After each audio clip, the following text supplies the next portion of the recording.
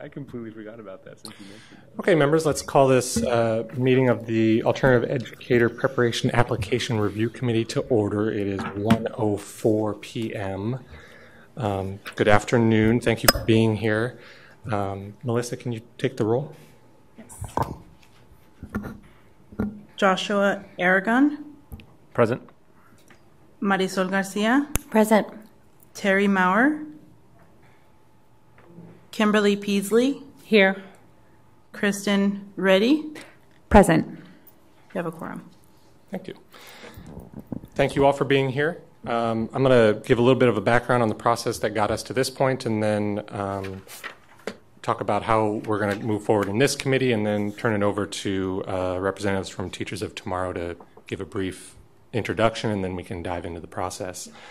So this committee was established, and I think we talked about this at that last organizational meeting. This committee was established per board rule, which was implemented and passed by the board as a result of Senate Bill 1042, which was passed earlier this year. So I think we've already talked about the duties and powers in charge of this committee, which is to review the applications for alternative educator prep programs. The Arizona Teachers of Tomorrow submitted their application on October 6th, and this committee met earlier this month to organize and receive that application, and then spent hopefully the last couple of weeks or in the interim between that meeting and this meeting reviewing the application and preparing for evaluating, discussing, and also issuing a recommendation at the meeting today. We are on a bit of a tight timeline in terms of when this committee is required to issue a recommendation to the board, and so we need a recommendation from this committee to the board.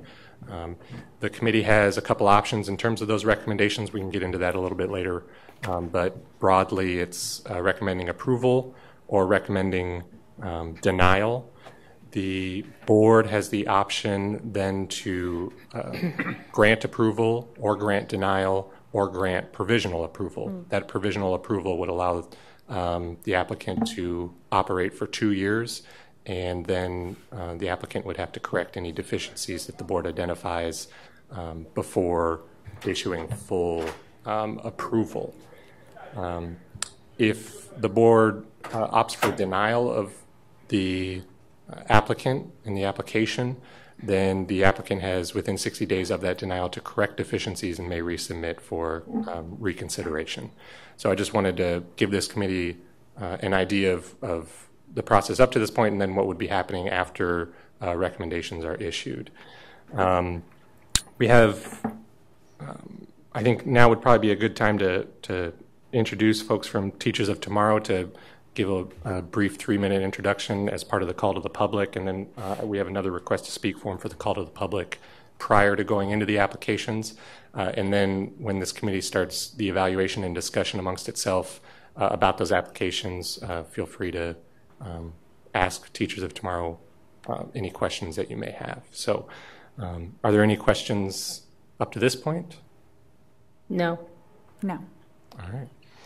So with that, we'll move to agenda item number 2. We'll skip number 1 for now and move to 2 and go to the call to the public. And so first up, we have David Saba from Teachers of Tomorrow.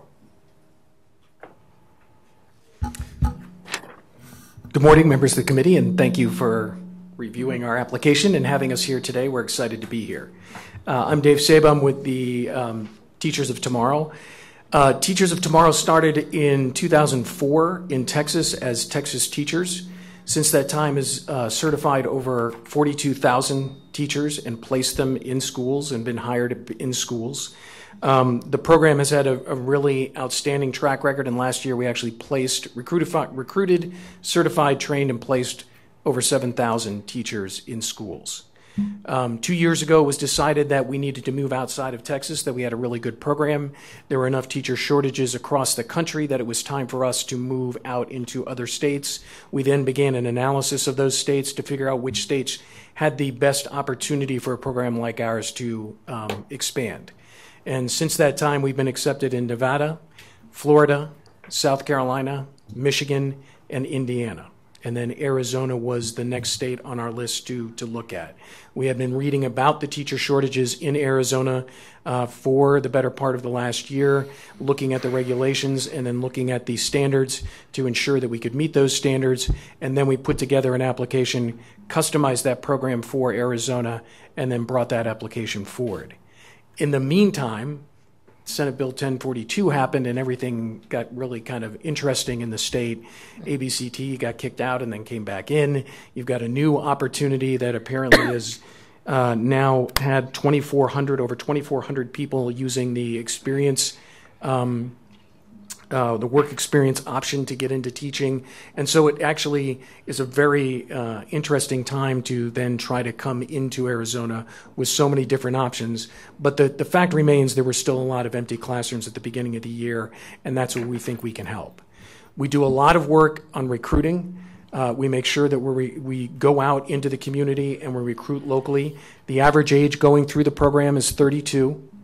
46% of our teachers are non-white. The reason for that is just the structure of the program. We are not incredibly adept at recruiting more diverse candidates, but the program itself lends itself to bringing more diverse candidates into teaching. We have a 70% 5-year retention rate. That's up from 68% last year. But at the end of 5 years, 70% of our teachers are still teaching. That's an incredible retention rate as far as that goes, and that's reported by the Texas Education Agency.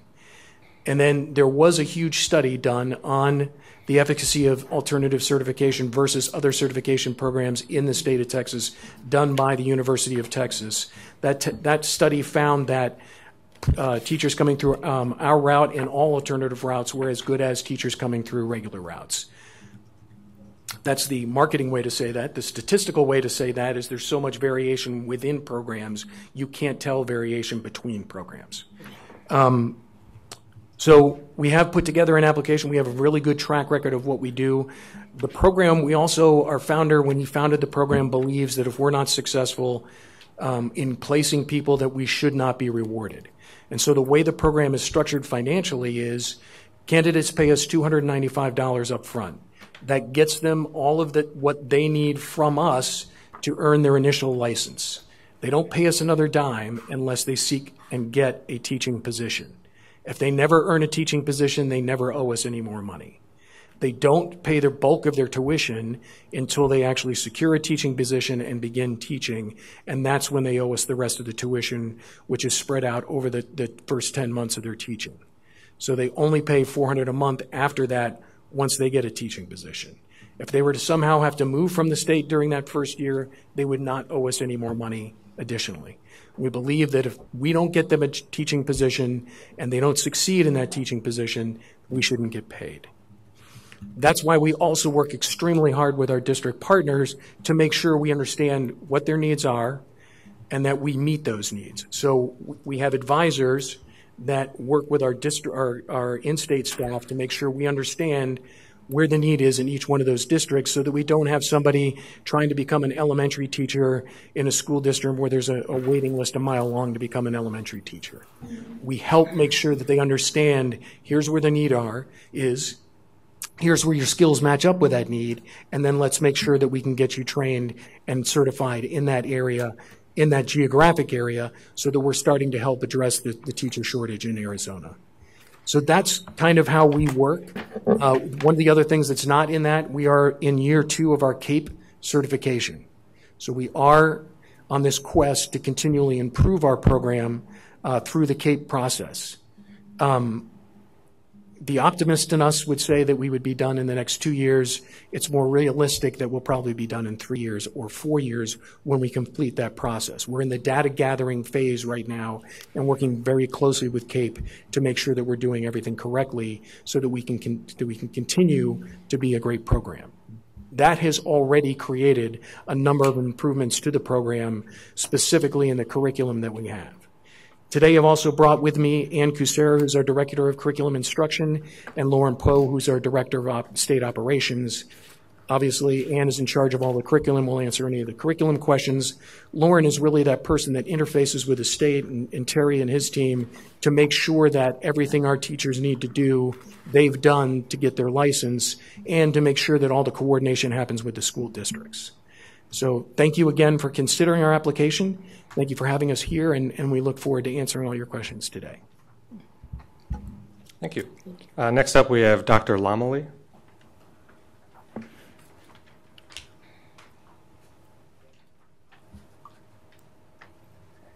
Good afternoon. Good afternoon. Dr. Ramona Lomeli, and I'm the Administrator for Human Resources in the Tolleson Elementary School District. So I know you've read about this, seen statistics, but the teacher shortage is real. Having an alternative certification program such as this is very exciting. To me, working in a district that serves a specific community, a high poverty community, and one that it's a diverse, large Hispanic population, and a program like this would allow us to assist in recruiting individuals to specifically serve the kids in our community. And I believe this alternative program would be a good route for assisting us to increase our teacher applicant pool.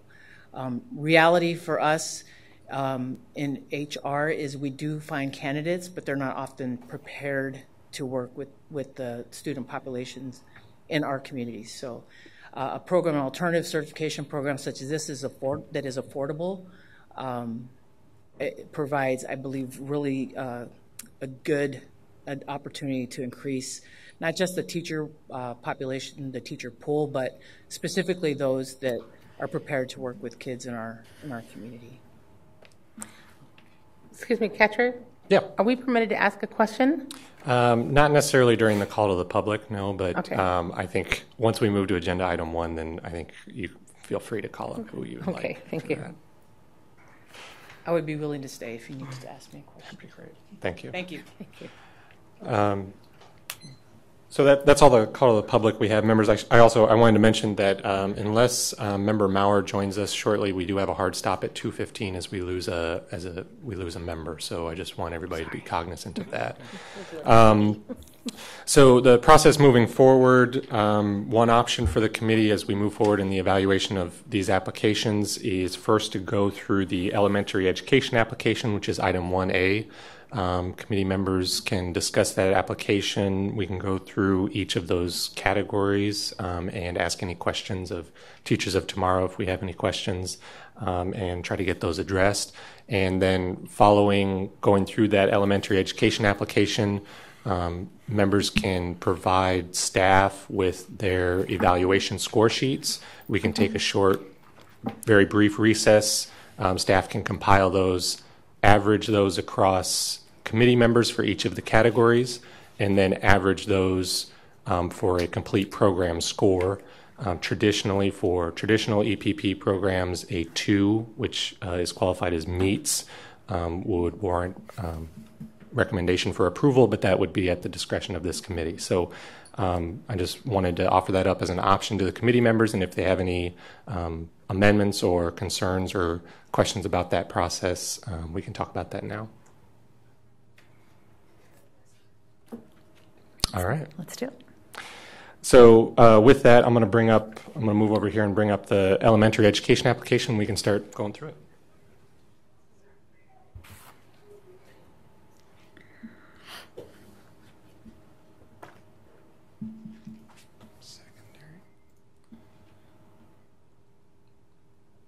So as we move through this, feel free if you would like to share some of your scorings, you can feel free to do that. Otherwise, like I said, I can just collect those at the end of when we're discussing this, and I can compile them and put them in a spreadsheet anonymously, member 1, member 2, that sort of thing. And so with that, I am essentially going to be taking a step back and allowing committee members to have free reign and discuss as we move through this application any questions or concerns or discussions that they may have. So first up, we have financial stability, which prompted the applicant to provide a description of the budget of the program. Well, I appreciate the thoroughness of this this application, the detail that it provides in terms of the financial. I also appreciate the explanation of working in not having sufficient funds the first year, but being able to recoup that the second year. Now, may I ask my question of Dr. Lomelai? Yes, I'm sorry. I'm sorry, yes. And thank you very much for coming and speaking on behalf of Alternative Preparation Programs. Doctor, do you have experience or any knowledge of this program in particular, or were your comments in general?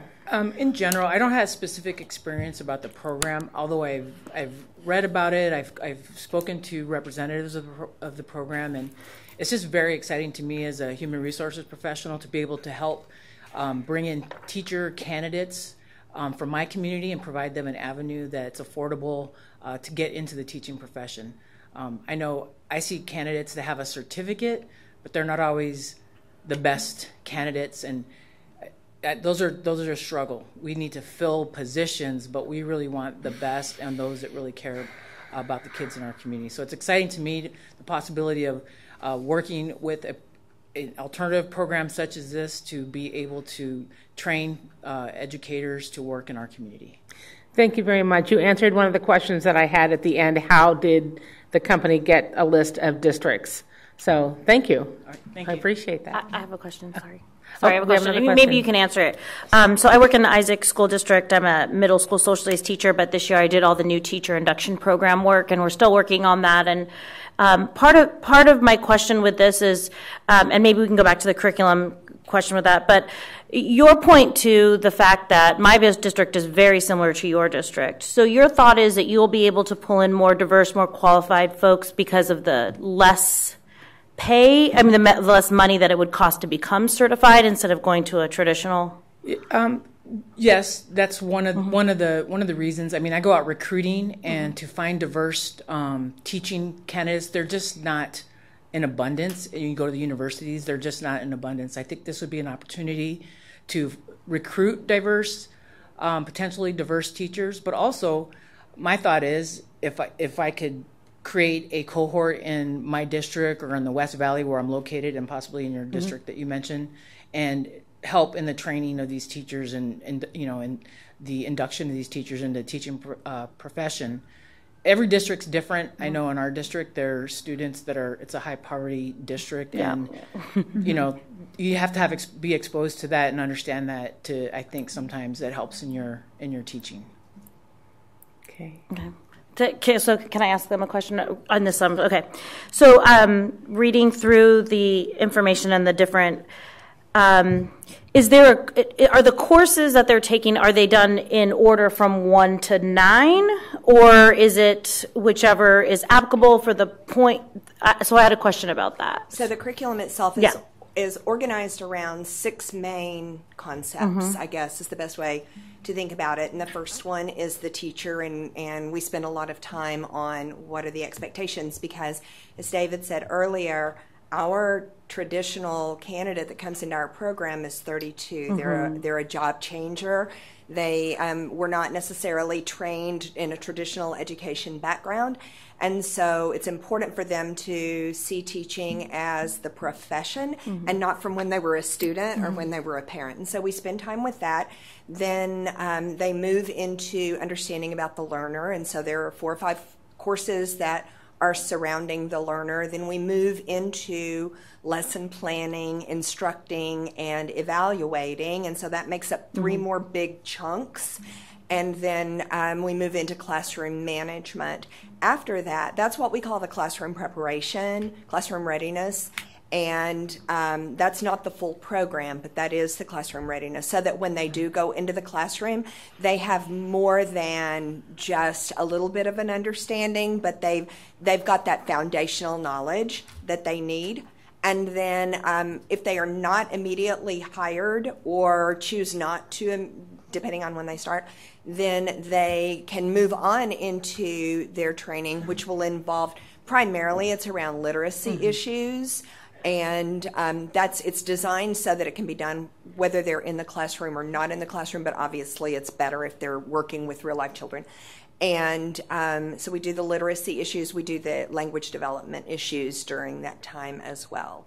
So the first so the first section you talked about teaching as a profession and seeing it, in a different paradigm. Does that happen prior to them walking into a classroom? It does. Okay. Yes. When you're looking at our program, right. They go through the series of the things that they have to have in order to get into the program. Mm-hmm. And then once they've been accepted into the program and they've met all those qualifications, then they can begin their training. And we have rolling admission. Again, because our folks are career changers, many of them have a job that they're working at, all during the day. They've got a family, they've got all of this. So everybody kind of works at their own pace. And during that time then, though, before they can begin to seek employment, we want them to have foundational knowledge of the profession. And so that is why I'm real passionate about them not walking in on day one and not having an understanding of what is expected.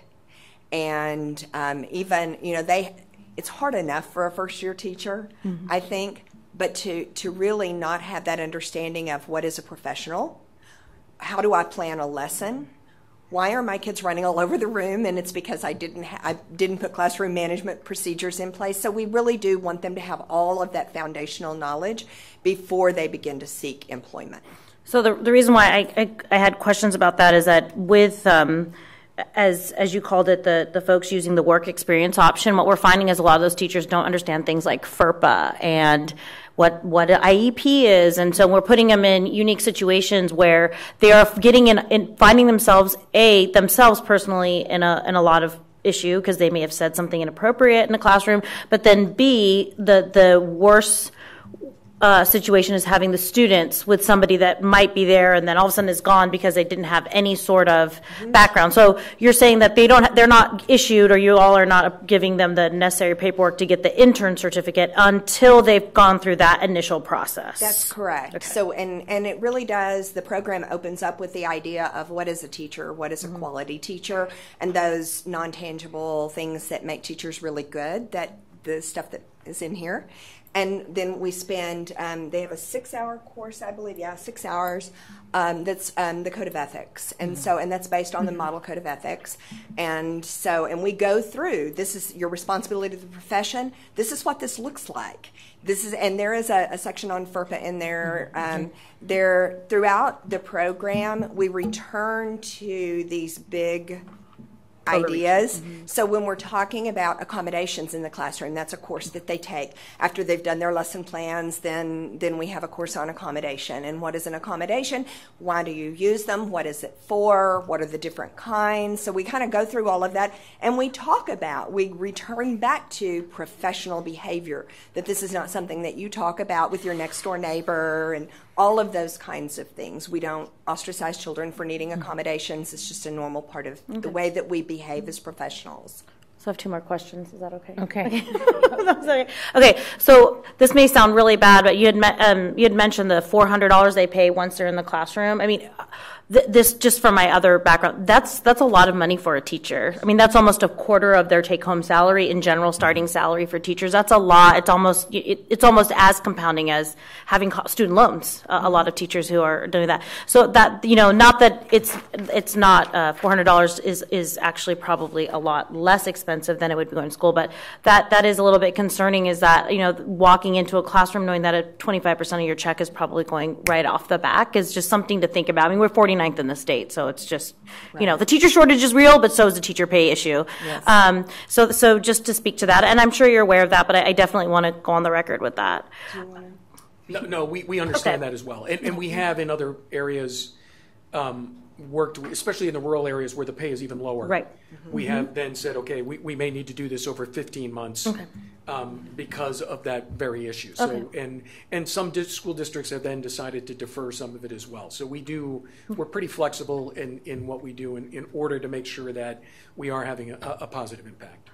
Okay, and then my last question is, and I'm finding that with a lot of the new teacher work that I'm doing, is that and I've worked with other teachers that have gone through alternate paths and are, for instance, Teach for America teachers, is that there is a really important role of having a mentorship program on site, not somebody downtown or in an office building, or even we've contemplated it using companies outside of Arizona that could help us with a mentor, but having somebody, what I would call like a big sister on site, and I know that a lot of that responsibility should fall upon the districts, but going back to the funding issue is that without funding for mentorship programs, my biggest concern is our turnover is so much higher than perhaps Texas and Nevada because of the pay, because of the economics of our state and our student poverty. So will there be some sort of work done with these districts to ensure that these folks are treated or given extra help at a district level? Mm-hmm. And I'm glad you brought that up, because that is particularly something that's important to me.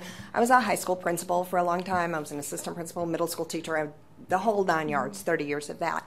And one of the things that I found when I was a principal is that the new teachers really need a significant amount of support. Mm-hmm. And so the way that we've structured the program is we build almost like a three-pronged stool of support, right. And that support is based on the supervising practitioner, that would be the mentor, mm-hmm. the program supervisor, and the building administrator, and they work together hand in hand to support that new teacher.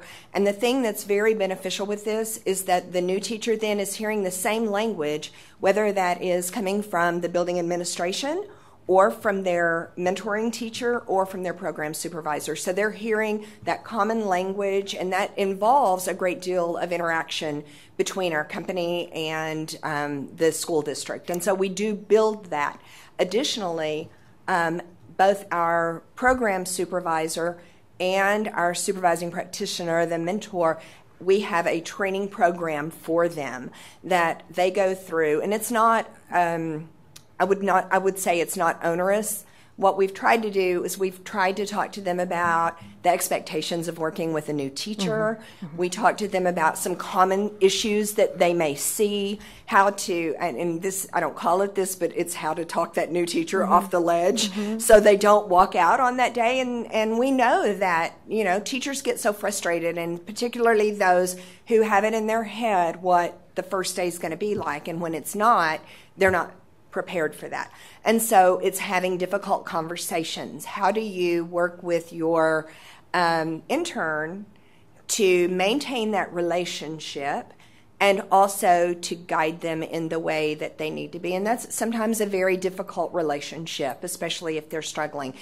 Building trust. All of that is in that training that we have for them. So can I interrupt? Because I just want to go back to the original question and just making sure we're getting a clear answer here. I'm sorry. So my understanding of Committee Member Garcia's question was, is your program working with these districts to ensure that the district has a mentor assigned to these new teachers to support their growth? So, yes, I'm going to let you. So there's only so much we can do. The district either has the funding and the ability to do that, or they don't. Okay. What we do is, if the district does not, mm-hmm. then we're working directly with the building administrator, and we only have a two-pronged stool as opposed to the third. But we are funding through the fees that we collect that field supervisor that we bring in, that will do a minimum of 3 visits with that person, and then also be available on phone and email to talk them off the ledge and work with them. Okay. And that has done fairly well in Texas. We actually had a teacher of the year last year who was one that our building supervisor called and said, I don't think this guy's going to work out. And then we provided extra resources for that person to get them over that, and now they're a phenomenal teacher. So we know it can work, but we can't force a district to have mentors. Okay. Just to be realistic, I want to be transparent, All right, thank you. Can you tell us a little bit about the ratio of how many people can an individual program supervisor take on? Typically what we have is about no more than 25-1. And so what we do is we look at the proximity. It's important, mm-hmm. We don't want our program supervisors driving and spending half their day driving. So typically what we do is we will try and give the program supervisor people that are in the same geographic region. We're going to have people that are in remote and more rural areas, and so those people won't have as many that are assigned to them just because of the driving that would be involved. We also use online observations and the telephonic communication as much as we can, especially for those remote, but really nothing is going to take the place of that face-to-face conversation. And you really do have to have that with the principal and everybody involved. Okay. There are two other staff people that help these people as well. There is their advisor who works with them on their licensing and makes sure that they're tracking through the program. There is their online instructor who is grading their different submissions as they go through the program, and then there is the field supervisor. So there's three different elements of support that come from the organization to help this person get through the program and get to their final certificate too. Okay, thank you. I notice as we're going with the questions, we are not going through the application, and so I'd like to ask the committee if we're comfortable doing that, and maybe we can each just go through and ask the questions that we have had, or if we saw any specific concerns. Yeah, I agree. I think it's probably best if we just each reserve some time for each member to just ask the questions they had, given that we've already gone through each section on our own, and then just for efficiency's sake, move forward with determining are we going to recommend the program or not. Right, we're down to 40 minutes. So does anybody have any more questions? Can you tell me a little bit about how you differentiate or what your program looks like in terms of elementary versus secondary? Yes. And I had written that down. Let me find the one. Excuse me, but I think we're only doing the elementary application right now. Okay. So we will finish, or I think Member Peasley and Member Aragon, I think it would be okay to ask that question now, and because I think if we were to wait to the secondary, we would have to bring up the elementary, and I mean either way we would be bleeding into two others. So I think it's a good point, but you can ask that question now. I think that would be all right. Some of the pedagogy courses are the same. Qualities of effective teachers, lesson planning. However, lesson planning does diverge in that we base all of our lesson planning on the Arizona content standards. And so if I know that I'm certifying in biology, then my lesson planning is going to be biology lesson planning. Okay. And so the areas that are very divergent are, of course, I've lost them again. It's adolescent, here we go, adolescent development and motivation to learn, reading for the secondary teacher, content area literacy, and the practicum in content literacy. Also, we have methodology that is specific to whatever their cert area is in secondary. So it's not I shouldn't say generic for elementary, but it's not just the 4 core areas. It's going to be methodology and whatever they're So Lauren, were you aware that the elementary text was submitted for the secondary? Because none of that was in there, and those were my concerns about the secondary, and I marked and my scores were all deficient because all the activities were related to elementary. There was no information about adolescent. It stopped at 6 through 11, K-8. So, and that's a result of those applications being really, really large, and we linked to the wrong pieces. Is what we did. I have updated when we heard that you wanted us to come. I went through and made sure that we had updated those, and I'm happy to give you. I just have one copy, but I'm happy to give you a copy of that for each of those areas, because I saw in the adolescent that it had elementary, and I'm like, we don't. We go into adolescent. It starts actually at about 11 and moves to 18. Right, and the other part were all of the activities, the modules that it was linked to, the AZCR, the AZTLs, where all the activities were linked to elementary as well. Yes. So, did you do that copy? Well, I'd like to have a future reference, I think, but I don't know that we're going to have time to get through that. I've got a list of questions as well, too. So, Joshua? I have one more question, and then I'll yield my time. But my last question was concerning the leadership development aspect of your curriculum.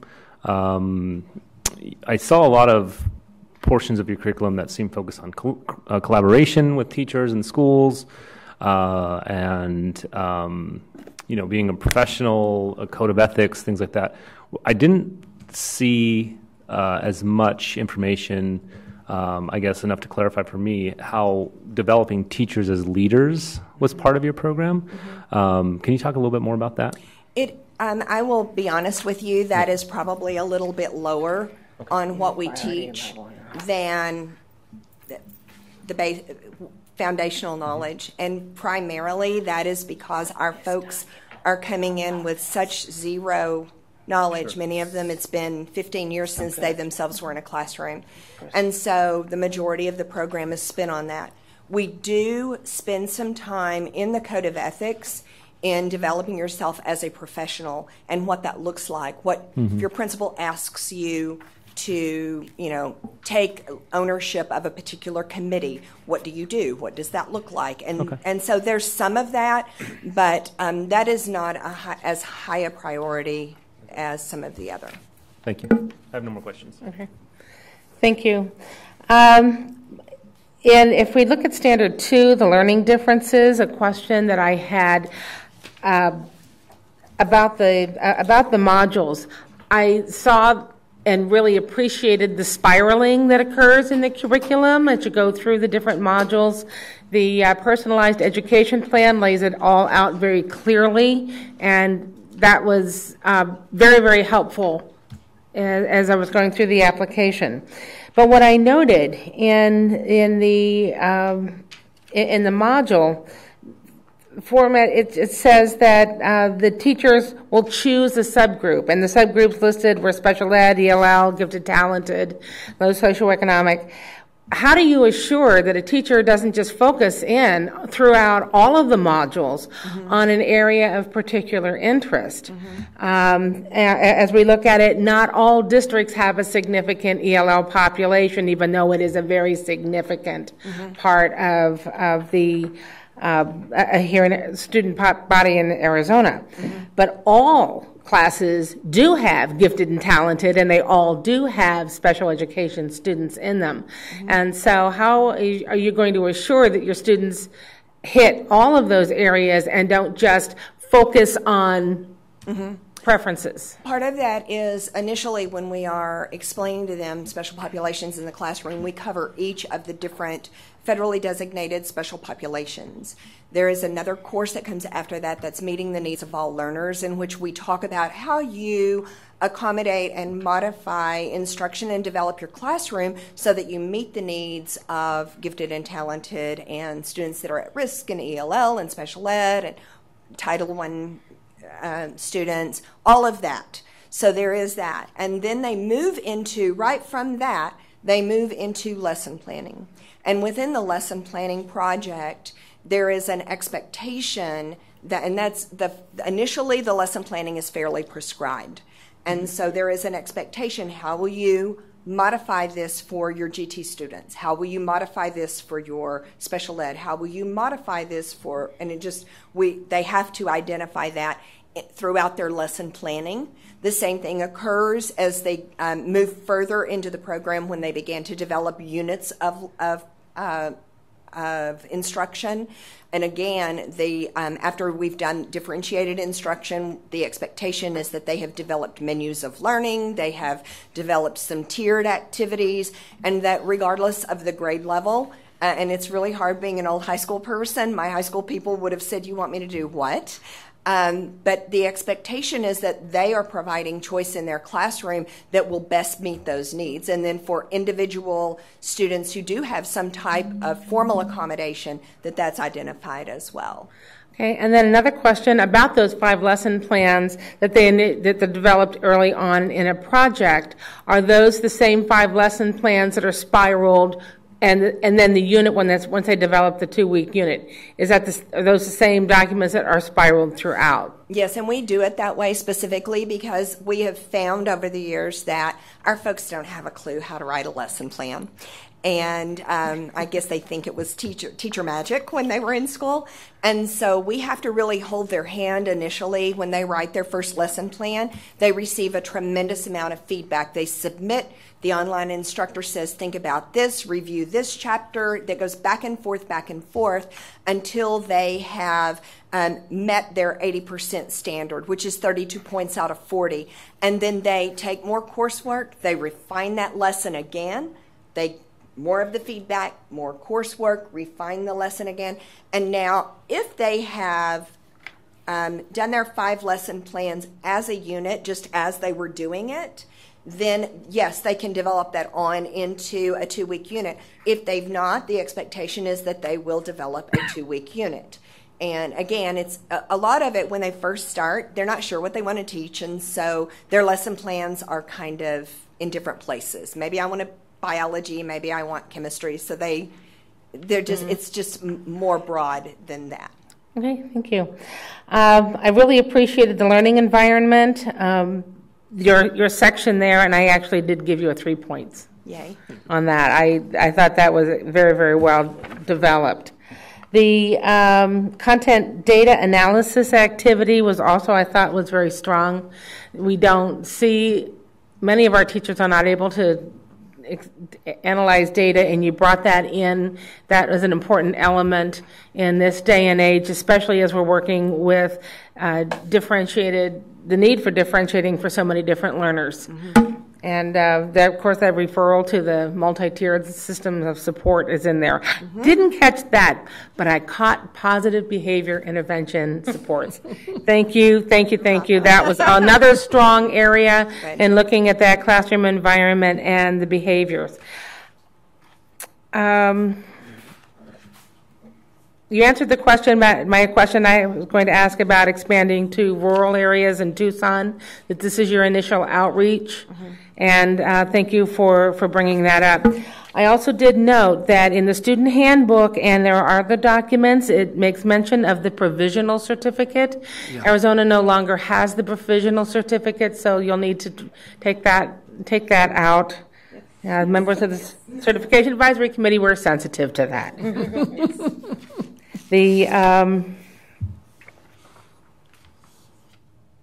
Sorry, as I'm going through all of my notes,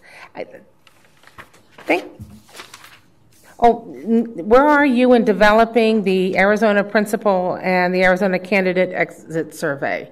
Because you had submitted in the packets, the one for Texas was submitted. The surveys. Right, and so once we do actually get approved in certain states, we will design the survey, of course, directly to that. We look at tons of different programs, tons of different state standards as far as those surveys to really make sure we have exactly what will be most applicable to that state to design that survey. So once we do get approved, I will get right on that. Okay, and you expect to have that finished by the end of the first year? Oh, right? yeah. Okay. Oh, yeah. Absolutely. Oh, yeah. Yes, no, it would be before that. Yes. Right. And I would say, too, that's part of our CAPE process as well, because we pull together our stakeholder groups in determining what do we want our principals, or what do our principals want our teachers to be able to do.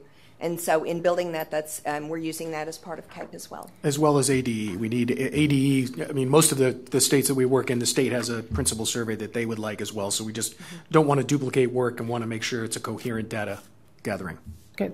Thank you very much. Appreciate that collaboration and that awareness that what we have happening in our state. Those are all the questions that I had. I have just a couple more. Are there ever, during the pre-service activities, there's observations, interviews, written assignments. Are there ever opportunities once interns are placed for them to do in-person collaboration, or is it a strictly online platform? Typically, it is a strictly online platform. Throughout their training, though, there are discussion questions in every single lesson, 2, sometimes 3. So they collaborate that way. Because our program has rolling admission and they work at their own pace, so there's not really a true, what you would think of as a cohort. They do have opportunities if they're within the same building, of course that they would have some opportunities, but we don't structure those necessarily. They're very organic and grow out of the need between the support system that we've created.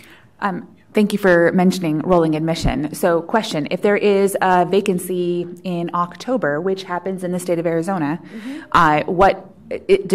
would an intern be able to apply for one of those positions? How does that look in terms of the calendar, academic year schedule? If they had, go ahead. Yeah. So yes, the short answer, yes, they are able to apply for that.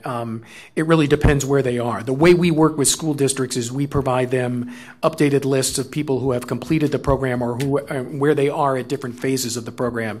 The school district then can select the ones that they want to apply. We also have a lot of job resources for our candidates. We'll post job boards from partner districts and notify them if the district wants us to, and say to all our math teachers, hey, there's an opening here in the Isaac school system. If you want to apply, here's the link, go ahead and apply. And then the school district selects the best one for that particular school. Okay. And there are no fees to the districts? None, no. Thank you. The applicants for your program have a ton of choice, and it's encouraged. It was referenced in the application, get to choose where they're going to observe. Are they ever counseled or encouraged to go to different districts? Yes. Because the certification areas of the programs that are proposed, they span a pretty broad grade level, as well as diverse districts, even in the initial partner districts that you mentioned. How does that work in terms of encouraging the most diverse? When they do their field-based experiences, and within each module there are experiences that are required for them to do, and I should have linked to it. I honestly didn't think about that, and I should have. But basically they have to sign when they complete where they've been. They have to identify that, what type of school is this? Where is this school? And then within that, we tell them that they need to make sure that they've hit a public school, a charter school, a title school, a suburban school. If they are out in rural areas, sometimes that isn't always feasible. So what we ask them to do in that instance is we ask them to look at different grade levels, different content areas. If I am a secondary, and I know this is the elementary part, but if I'm a secondary teacher, I think I want to teach algebra, but I need to see geometry in Algebra 2, and I need to see 8th grade. So that's the best way when they are in a remote location, is for them to do it that way. But if they're in an urban area or suburban area, then we do require that they do that, and that's part of what they have to do. All right, I have one last question. Yes. And that's in the document, it referred to 68% teacher retention in the longitudinal study. During the call to the public, you mentioned 75%. No, 70. 70%, I apologize. Can you tell me what strategies that you're looking to employ, or strategies that you've thought about specifically with Arizona to maximize that teacher retention rate in partner districts? So that 70% has creeped up over time. We're really proud of that 70%. But we took, with CAPE, we took a very long, hard look at our content last year, and we did a complete upgrade of all of the content to see where our teachers were lacking and what they needed to have in order to succeed in the classroom.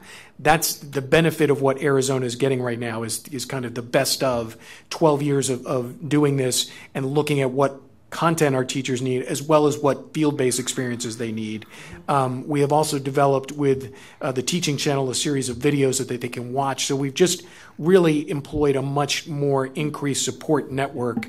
But still, it really comes down to that partnership with the building. Some buildings are great, some are not, and some have higher turnover. We know it's going to be a challenge here, but we're going to work very hard to make sure that we keep that high level of retention as we go forward.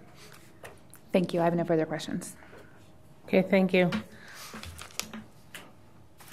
Well, the coordination and the congruency of aligning the teaching standards to what I think is one of our strongest teacher evaluation systems, the Makisa LOI. Very fond of it, used it quite a bit. Evaluated many teachers and brought along many teachers with that particular instrument.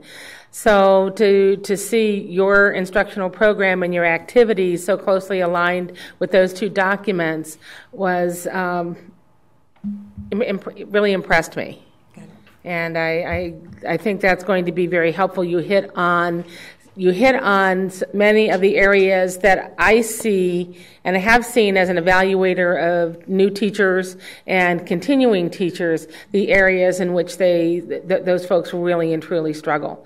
And that you've got so many of those areas covered already in your pre-service coursework is another strong component of your program. Thank you. Catcher? Next step.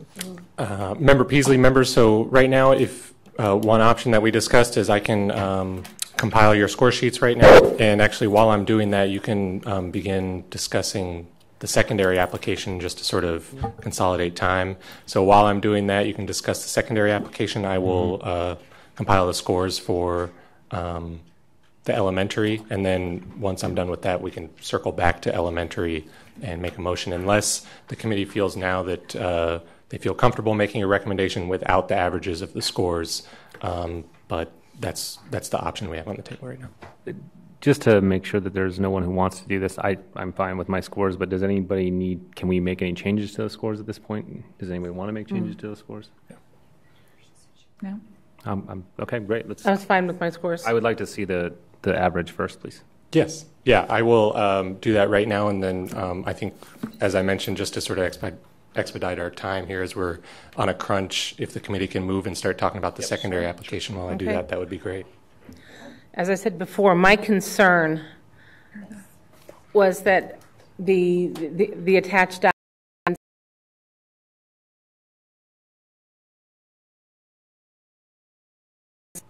just feel there was not enough information to go forward and for me to feel comfortable recommending the secondary as it was. I noted, I have these. I'm happy to give them to you. I'm happy to provide the link to them. We just linked to the wrong ones, and that's embarrassing. But we linked to it's basically two different projects, 400 and 500, that were the issue. And that's where they are, it's where they are, the course training separates. And so for some of the course training is the same for elementary and secondary, but it's where it separates and we link to the wrong ones. Right. So I'm happy to give them to you, or I'm happy to link them, send you the link. Well, we can't get to our emails here, so. Can I hand them to you? Yes, well, Okay. I'll be. Is that okay? I'm sorry, No, can you go there's a around? rule. Somebody No. can. Oh, yeah. Okay. Sorry. I knew there was a rule. Oh, one more. Yes, and I also have the handbook for secondary is also linked to the wrong elementary, so I have Right. an updated handbook as well as the program outline that reflect all the new certification rules as far as certificate changes and all of that, so I apologize.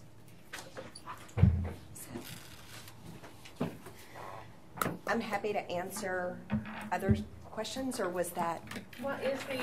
Is the educator, the personalized education plan, does that read the same for secondary as it does for the elementary?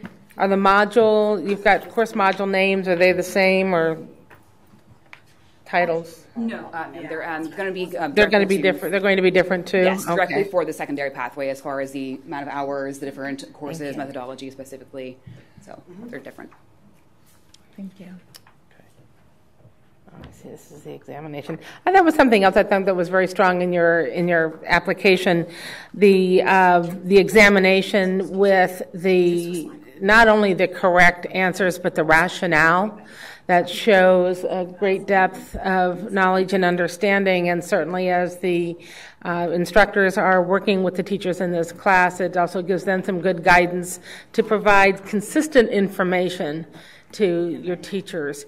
Are your teachers, are your instructors in the courses, are they centered out of Texas? Where are they all over, everywhere? We use Arizona educators, and typically what we find for the online instructor, we typically find these are administrators or teachers that are actually in the classroom. And that's particularly helpful when they're doing their lesson planning, because that teacher is right there and they understand what needs to be. For our program supervisors, Those are typically retired administrators who have been in lots and lots of classrooms and seen lots and lots of new teachers, and they also are Arizona. Right. So much of the curriculum that was written, we typically have about 9 courses out of the 35 or 40 that they take that are very specific to Arizona. The Arizona College and Career Ready Standards. That's a course. Right. And we teach that, and that's written by Arizona. That was written by Arizona educators. So, thank you. This is a packet like this, all one. Oh, okay. Yeah. Put it on there. Well, you don't have that. Oh. You will eventually. Yeah. We have 17 minutes before our committee has to come to an end. Kristen, do you have any questions? I was just going to say, one of the questions about the program, similar to the elementary question that I had. My assumption is that folks would be encouraged to do their things in both a middle level and a high school environment, as the certification covers that umbrella. Yes, same thing they have to do. They have to go see all of them. If they're getting a 712 science, that they're going to go to all those different grade levels, and all the different types of schools. All right, so this is one of my questions. I see AZTL 700, the literacy project, research-based strategies for literacy development, and that course number appears several times for the activities. It should be 702, which is content literacy. So once again, it's you've been hired for your first job teaching kindergarten. Okay. So is that a lesson? That's not a lesson that your high school teachers would be preparing. No, the content area literacy one is they go through a series of building how you develop content literacy in your content area, and then they write I think it's 10 different lesson plans where they use different strategies for before, during, and after reading. Okay. So I just that's just not it. Right now, at this point, I'm just going to express to the committee, I'm actually not comfortable moving forward with the secondary application or recommending it for approval. Obviously, I'm only one vote here, but my recommendation would be to resubmit that and get everything correct. Okay. If we were to vote right now on the elementary application, you would have my vote, but I can't give it to you on the secondary. It's just there's too much wrong with that application right now, and I don't feel comfortable forwarding it onto the state board without all of that fixed. Okay. So, and I agree with that position. Not comfortable moving on, but I am looking forward to reviewing the corrected application. We'll get that to you in the next week or so. We can get it in the next week or so. I concur with you, two other committee members. The other 8 questions I had would have been answered had the application been correct. I'm so sorry. And humiliated. I look forward to reading the corrected version. Thank you. I know this is very hard for you. You've traveled this way, and it's okay. Clerical things happened, yes, and I understand that. So we'll fix it. But I also would approve. I would agree to approve the elementary. Okay. I would agree. I would also move to approve the elementary application. Marisol, your thoughts? Yeah, I agree. I mean, it's hard to rate something just without having the information. So I completely understand. And so I shouldn't say anything else, right? No. Okay. You can say. Do we want to wait for the scores? We can wait for the scores because you wanted the scores, right? We're waiting for the scores. I think I kind of know. We're not voting. We're just expressing our opinions. Yeah. I mean, do we want to move to a motion at this point, or? Let's. Catcher, how close are you? Member, if you could just give me 2 minutes, and then I'll have it up there for you. He's worked so hard. I want to hear those scores. No, you're fine.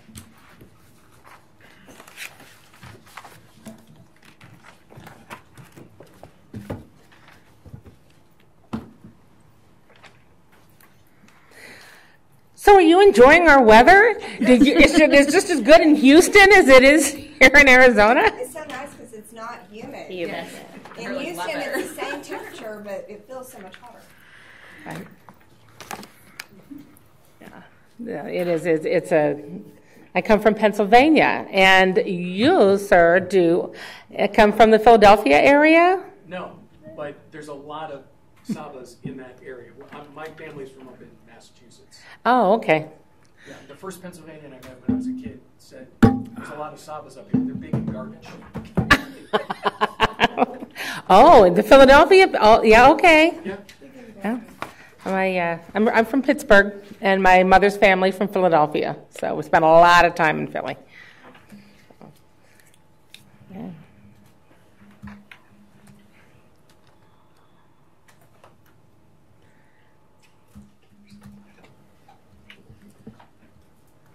Can I ask how often, maybe Catcher, how often does the review happen? I remember 60. Every 60 days, okay. Or just the initial 60 days? You have 60 days from an application to make a recommendation. Right. Member Peasley and members, so the average for the score for the elementary program is a 1.98, and I think traditionally with the EPPs that gets rounded up to a 2. So that's for your knowledge. And then what was the other question that? Oh, we have 60 days from any application to review it, correct?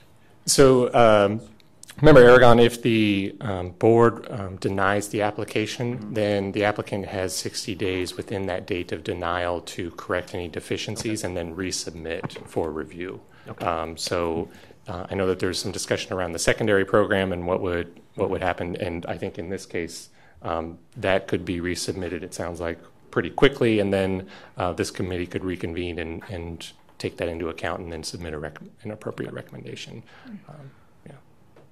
And so if the committee is ready for a recommendation on item 1A,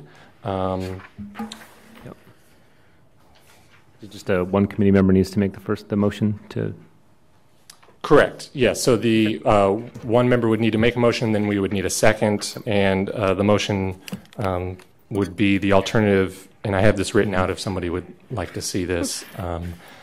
Actually, why don't I just give it to you, and then we can go from there.